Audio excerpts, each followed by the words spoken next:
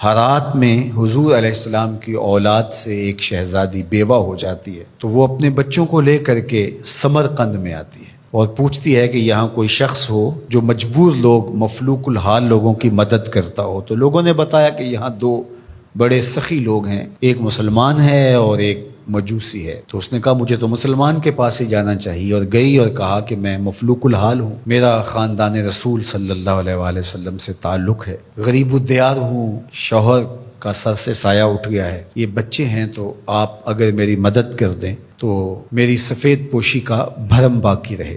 تو اس نے کہا کہ بہت سارے لوگ آتے ہیں اور اس طرح کی باتیں کرتے ہیں، تم بتا سکتی ہو کہ تمہارے پاس کیا ثبوت ہے خاندان رسول سے ہونے کا؟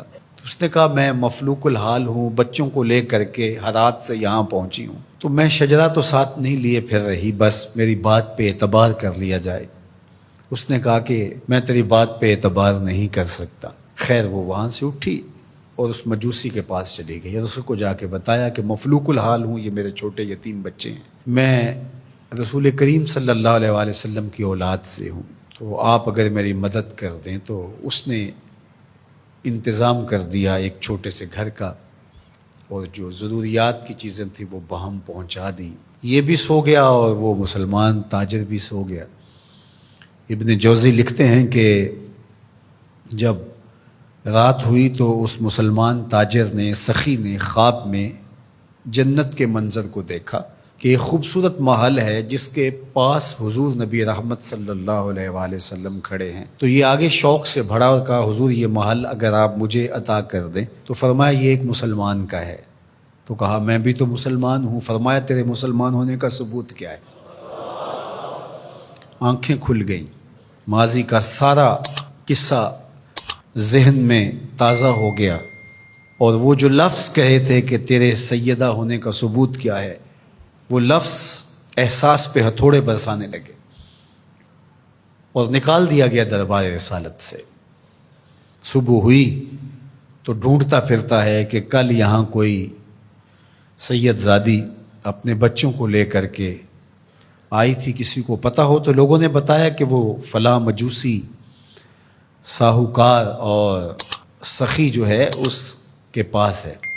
تو وہ گیا اور دروازہ کھٹکھٹایا اور قدرے وسیلے انداز میں کہنے لگا کہ ہمارے نبی کی بیٹی ہے اور آپ کو حق نہیں پہنچتا ہے، ان کی خدمت ہمارا ہی حق ہے، بلکہ کہا 300 دینار لے لو اور جلدی کرو ہمارے سپرد کر دو۔ تو اس نے مسکرا کے دیکھا، کہا کہ میں نے تو انڈٹھا سودا کیا تھا، اب تو منظر دیکھ چکا ہوں، جہاں رات آپ کو دھکے دے کر نکالا گیا وہاں مجھے وعدہ دیا گیا کہ تو نے میری بیٹی کی خدمت کی ہے، تجھے اور تیری نسل کو جنت کی ضمانت دی جاتی، اور میں تو حضور کے ہاتھ پہ کلمہ پڑھ کے اسلام قبول کر چکا ہوں۔ اللہ اکبر! نسبت رسول کا احترام، محض نسبت رسول، عمل تو بعد میں آتے ہیں۔ اللہ اکبر! تو فرمایا کہ احبو لأہل بیتی لحبی، میرے اہل بیت سے محبت میری وجہ سے کرو۔ اللہ اکبر! امت کو سمجھنا چاہیے کہ اہل بیت رسول کا معاملہ کتنا حساس اور کتنا نازک ہے، اور آقا کریم نے کس قدر اس کو اہمیت کے ساتھ حجۃ الوداع کے موقع پر ارشاد فرمایا۔ اور دوسرا، حضور علیہ السلام نے مقام خم پر باقاعدہ خطاب کرتے ہوئے ارشاد فرمایا، یہ مکہ اور مدینہ کے درمیان ایک جگہ ہے، الا ایھا الناس، اے لوگو، انما انا بشر یوشک ان یاتی رسول ربی فاجیب، فرمایا کہ میں بشر ہوں، موت کا فرشتہ پیغام لے کر میرے پاس بھی آئے گا اور میں رب کے بلاوے پر حاضر ہو جاؤں گا۔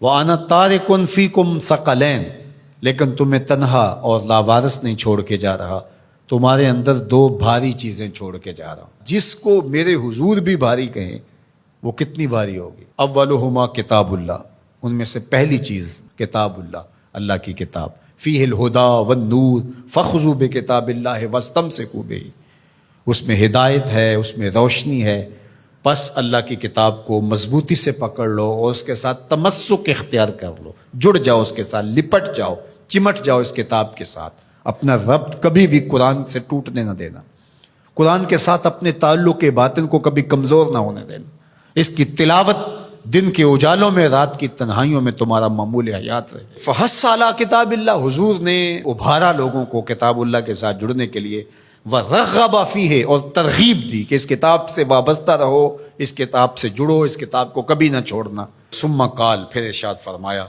وَأَهْلُ بَيْتِي، اور میرے اہل بیت، اذکرکم اللہ فی اہل بیتی، اذکرکم اللہ فی اہل بیتی، اذکرکم اللہ فی اہل بیتی، 3 مرتبہ فرمایا، میں تمہیں اپنے اہل بیت کے بارے میں اللہ سے ڈراتا ہوں، تذکیر کرتا ہوں، نصیحت کرتا ہوں کہ میرے اہل بیت کے معاملے میں کوتاہی نہ کرنا۔ 1 بار نہیں کہا، 2 بار نہیں کہا، 3 بار فرمایا۔ نگاہ نبوت کچھ دیکھ رہی تھی کہ لوگ کربلا کے اندر شہزادگان رسول کو شہید کرنے کے درپے ہوں گے، اور اہل بیت نبوت کی عظمتیں لوگوں کو ہضم نہیں ہو پائیں گی، تو حضور نے 1 بار نہیں، 2 بار نہیں، 3 بار فرمایا کہ میرے اہل بیت کے معاملے کے اندر ان کی حساسیت اتنی ہے کہ کوتاہی کا ارتکاب نہ کرنا۔ اہل بیت نبوت کا معاملہ بہت حساس ہے، بہت ہی حساس ہے۔ یزید پلید نے اہل بیت کے ساتھ ٹکر لے کے اپنی عاقبت بھی برباد کر لی، اور اپنی دنیا بھی برباد کر لی، اور اپنی نسلوں کو بھی بدبودار بنا لیا اس نے۔